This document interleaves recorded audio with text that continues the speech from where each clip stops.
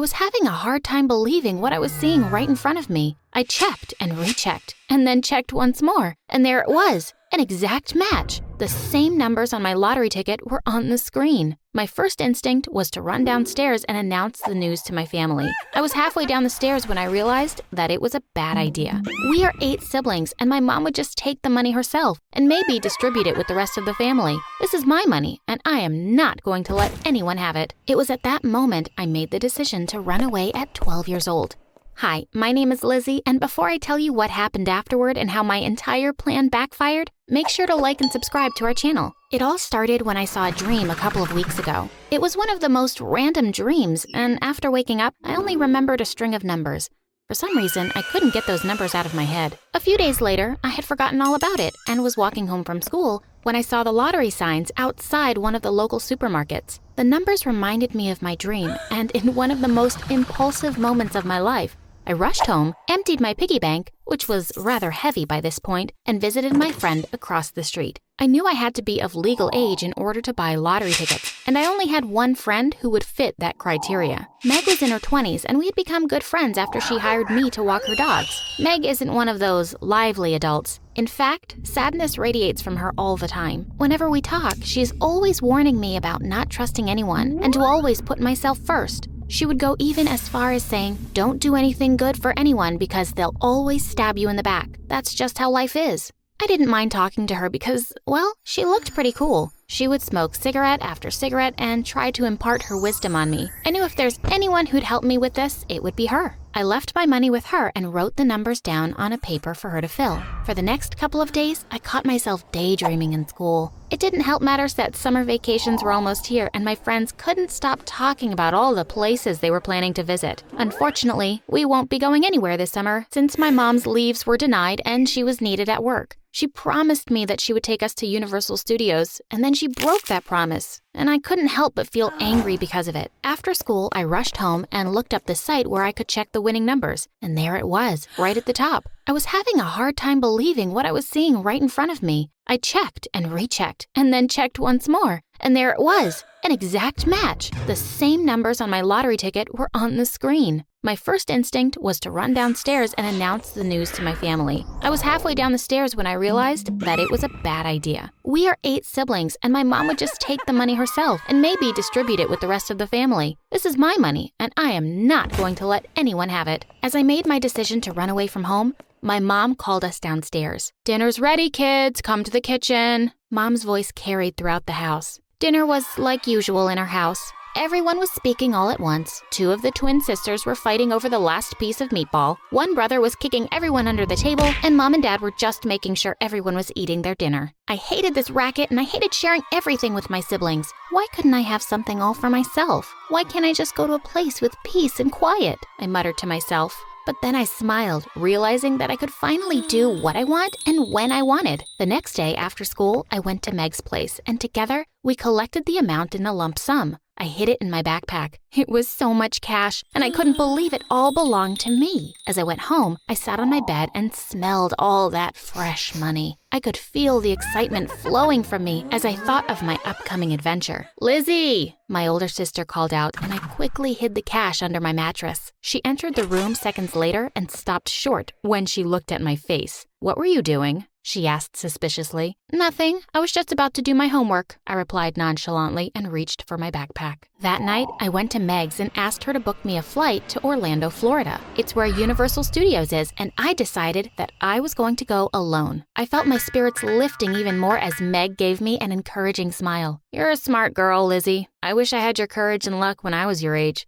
Remember, everyone is greedy," she said. When she booked the flight, I paid her in cash. Imagine my surprise when Meg asked me for more. "I am helping you out with everything. You need to give me some portion of that money," she said. "That's not fair," I replied angrily. "Oh, really? Do you want me to tell your parents what you've been up to lately?" She threatened me right back. I was shocked and angry, but I had no choice, so I reluctantly gave her more. My flight was at 6 in the morning, so I quietly packed all my stuff at night and hid my bags in the shed outside the house. At 3 a.m., I got ready and I was sneaking out of my house when I heard my older sister. "Lizzie, are you out of your mind? Where are you going?" she asked, confusion all over her face. As she walked towards me, I panicked and picked up a vase on my window and hurled it at her head. I just wanted her to back off, but it ended up hitting her in the head and she dropped like a stone. I jumped towards her, wanting to make sure she was all right, but realizing that this was also my only chance to escape. After taking a final glance at my sister collapsed on the floor,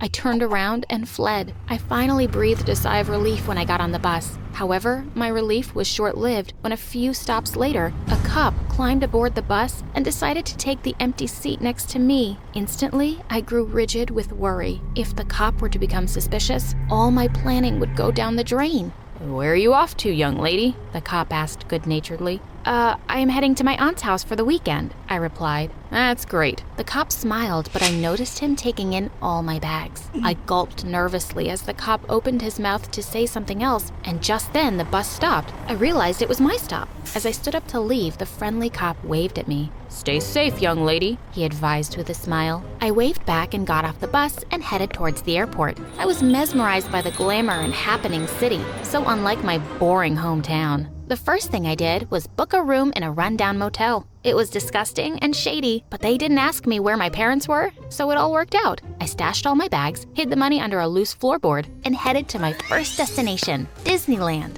Excitement and adrenaline filled me as I joined the ticket line at the entrance. Sadly, they didn't let me enter and told me that I needed to be accompanied by someone 14 years of age or older. Disappointed, I turned away from the gates and strolled the city without any real destination in mind when I spotted a nice little restaurant. Thankfully, no one questioned me there, and for the first time, I ordered every single thing I wanted on the menu. By the time I was done eating, I couldn't even move. With much struggle, I walked back to my motel and noticed a group of older kids hanging around. They must have been around 17 or 18. They all seemed to be having such a good time, and I couldn't even enter Disneyland. How was I ever going to get into Universal Studios? As I was just standing there, feeling sorry for myself, one of the girls caught my eye. "Come here, girl," she called out, and everyone turned to me. At first, I hesitated a little, but then I took in their friendly faces and decided to join them. "Hi, I'm Lizzie," I introduced myself. "Hey, Lizzie, who are you here with?" one of the boys asked me. For some reason, I knew these guys wouldn't report me, so I decided to tell the truth. "No one. I flew here alone from Georgia," I said with a shrug.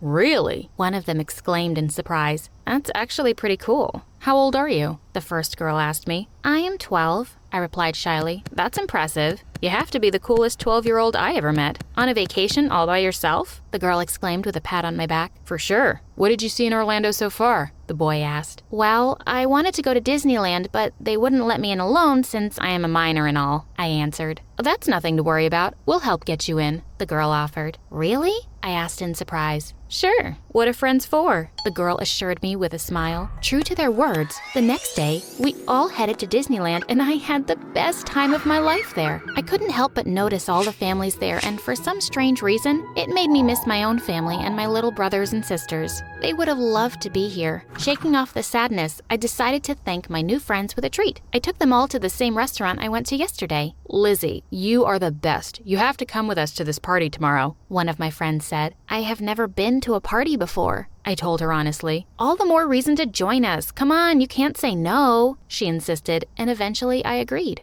The next day, I went to the party and drank for the first time. At another party, I tried smoking for the first time. That night, we even broke into a house, and I almost got myself arrested. It was scary and exciting all at the same time. I finally felt like a grown-up who could finally do whatever they pleased. I could buy whatever I wanted and hang around with cool friends that love to party and enjoy life. I made sure to repay my new friends whenever I could by offering to pay for things like cigarettes, cab rides, and other small expenses. By the end of the week, we were all exhausted from partying and sightseeing, so we decided to hang around at the motel. Someone had bought drinks, and one of them handed me a glass. As I was drinking and listening to everyone around me talk, I felt this strange, fuzzy feeling, like I was here, but not here. The next moment, the world around me begins to spin, then blur, and finally goes all black. When I finally gain consciousness, I find myself tied to the chair in my motel room. Instantly, I panic, but then I see my friends around me and calm down. "What happened, guys? Untie me, will you?" I asked them. When none of them moved, I looked up at them in confusion. "Of course, we'll untie you, Lizzie. But first,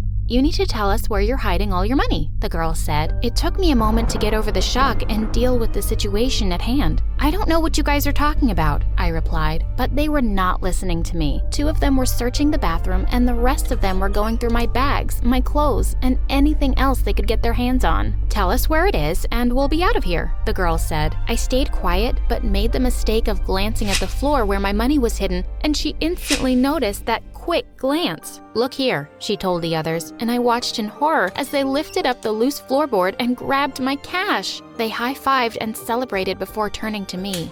"Thanks, Lizzie. You are truly the best friend one could ask for," my fake friend said mockingly. They all laughed at their own joke and left my room as I sat crying in the chair, but not before they also gagged me. For the next few hours, I tried to untie myself, but I couldn't. I feared I was going to die here alone in this chair and my family wouldn't even know. Suddenly, I missed my mom and dad and my siblings, what I would give to be with them once again. I was exhausted and thirsty and felt like I was going to pass out again when I heard loud voices from outside. I tried to call out to them, but I doubted they could hear my muffled shouts. Then I heard the beautiful sound of someone turning in the key and the door flew open. Cops stood at the door and stared at me in shock before getting into action. "You'll be all right, kid, don't worry," said one kind female cop as she untied me. The minute my hands were free, I hugged her tightly and started crying. "How did you know I was here?" I asked. "Do you remember the cop who sat next to you on the bus? He followed you to the airport and feared for your safety, so he notified us. A few hours later, your parents reported you missing, so we started searching for you immediately," the lady cop explained. "They took all my money. The kids who were staying here at the motel," I told them hurriedly. "Can you tell us what they looked like? What kind of vehicle did they drive?" the other cop inquired. I spent the next few minutes telling them everything I could about those teenagers. The kind cop told me that she had dispatched a team and that they were looking for those kids. They helped me pack my things and drove me to the airport with strict instructions. As soon as I landed, the cop from the bus would be waiting for me. "Did you have fun at your aunt's house, young lady?" he asked with a smile, and I looked down, embarrassed. "It's all right. Now come on, your family is worried about you," he said, and motioned for me to follow him. I have to admit, I was never so happy to go back home. When we neared the house, I could see my parents on the porch waiting for me, all my brothers and sisters behind them. My mom was crying and I jumped out of the car and into her arms before the car had even stopped. "I'm so sorry, Mom. I'm so sorry," I cried and apologized at the same time. "I'm just glad you're back home safely, Lizzie. Besides, it isn't me you should be apologizing to," my mom said and stepped aside as my sister came forward. She had a bandage wrapped around her head, but she was smiling. "Oh no,"